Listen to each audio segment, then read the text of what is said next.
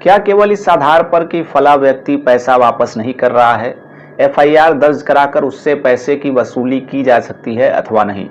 इस पर supreme court ने एक महत्वपूर्ण आदेश पारित किया है।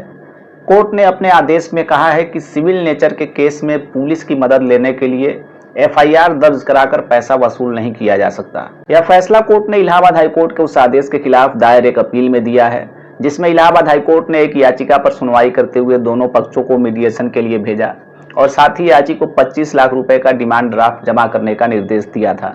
सुप्रीम कोर्ट ने कहा कि विशेष रूप से जब मामला सिविल नेचर का हो तो एफआईआर दर्ज करवाकर और पुलिस की मदद लेकर पैसे की वसूली नहीं की जा सकती।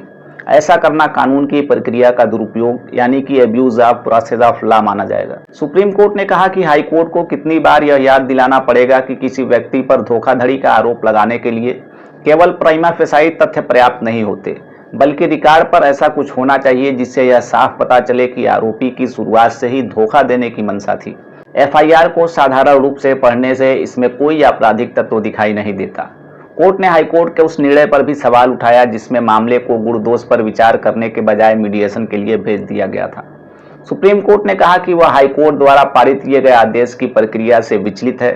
कोर्ट ने कहा कि हाईकोर्ट ने पहले अपीलकर्ता को प्रतिवादी को 25 लाख रुपए का भुगतान करने का निर्देश दिया और उसके बाद उसे सुलह के उद्देश्य से मीडिएशन सेंटर में पेश होने को कहा।